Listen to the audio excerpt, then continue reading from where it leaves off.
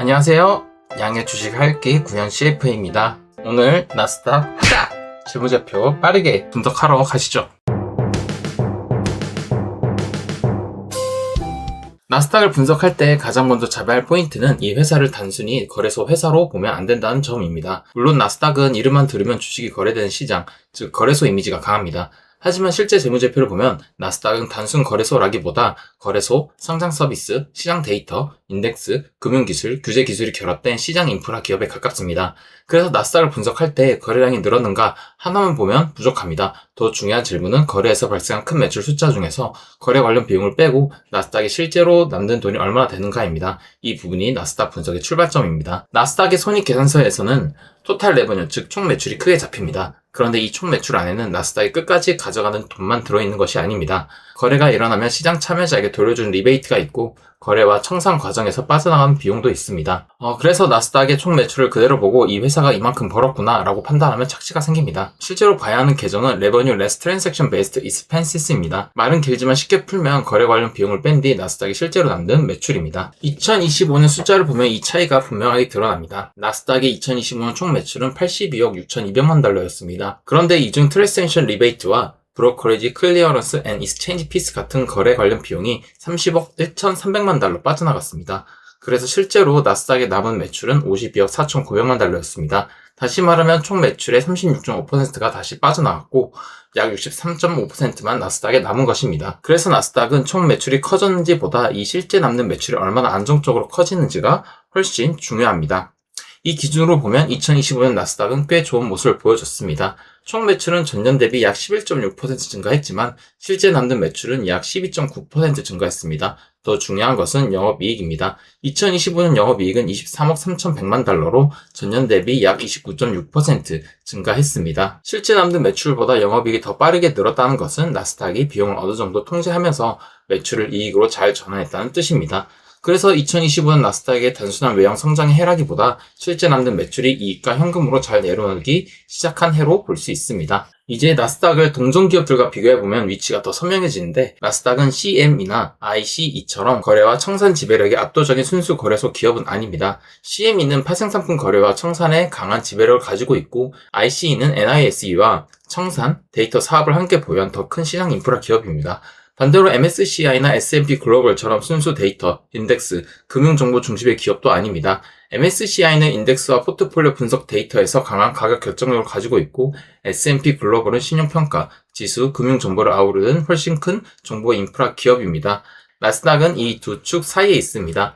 거래소 기반의 안정성과 데이터, 인덱스, 금융기술 프리미엄을 동시에 추구하는 혼합형 시장 인프라 기업입니다. 그래서 나스닥의 밸류에이션도 딱 그 중간 성격을 반영합니다. 시장은 나스닥을 단순 거래소 회사보다 높게 보고 있습니다. 왜냐하면 나스닥은 마켓 서비스뿐만 아니라 캐피탈 에셋 플랫폼과 파이낸셜 테크놀로지를 같이 가지고 있기 때문입니다. 캐피탈 에셋 플랫폼에서는 상장 서비스, 데이터, 인덱스, 워크플로 서비스가 들어가고 파이낸셜 테크놀로지에는 금융범죄 관리, 규제 기술, 자본시장 기술이 들어갑니다. 특히 아덴자 인수 이후 나스닥은 금융기술 기업으로서의 성격이 강해졌습니다. 다만 아직 MSCI나 S&P 글로벌 같은 순수 고마진 데이터 기업만큼의 프리미엄을 완전히 받지는 못하고 있습니다. 나스닥에는 여전히 거래소 사업에서 발생한 총 매출 착시가 있고 아덴자 인수로 인해 재무상태표에 굿윌과 Acquired Intangible Asset, 즉 영업권과 인수 무형 자산 부담이 크게 남아있기 때문입니다.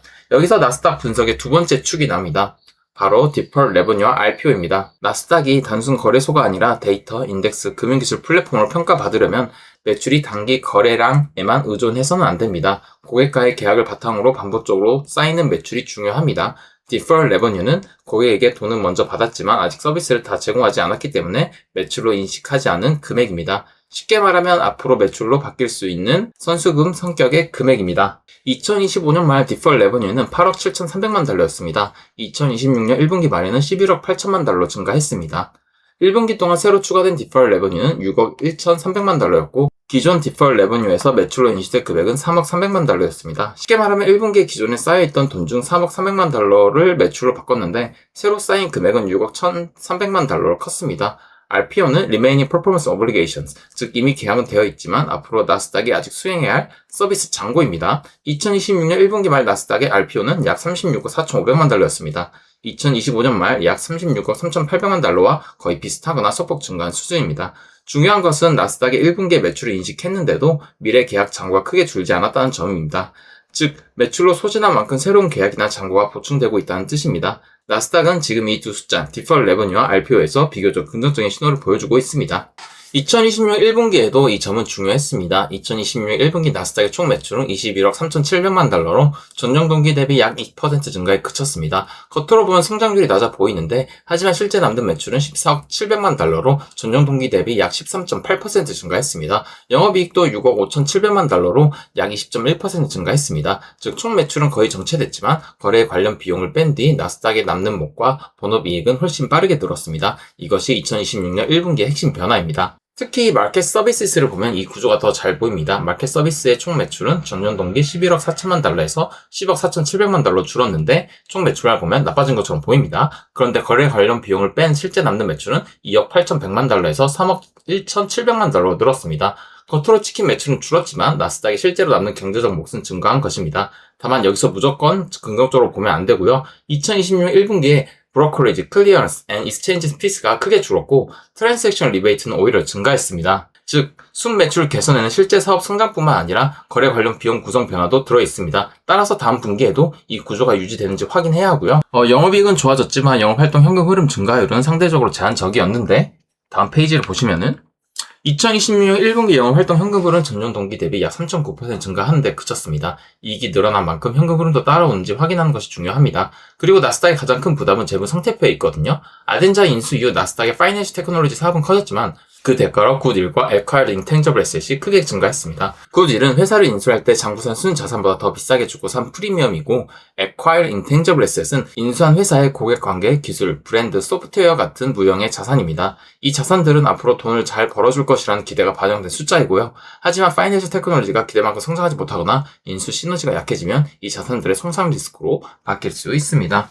따라서 나스닥의 분석은 단순히 실적이 좋다 해서 끝나면 안 되고요. 핵심은 순매출, 반복매출, 무형자산 회수력, 현금 흐름이 하나로 연결되는지입니다. 먼저 거래 관련 비용을 뺀 실제 남는 매출이 계속 증가해야 하고요.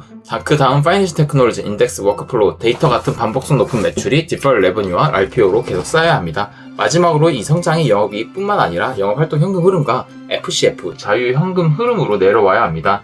그래야 아덴자 인수로 커진 영업권과 무형자산을 정당화할 수 있습니다. 정리하면 나스닥은 피어 대비 독특한 위치에 있고 CM이나 IC처럼 순수 거래, 청산 지배력이 압도적인 회사도 아니고 MSCI나 S&P 글로벌처럼 순수 데이터, 인덱스 프리미엄만으로 설명하는 회사도 아닙니다.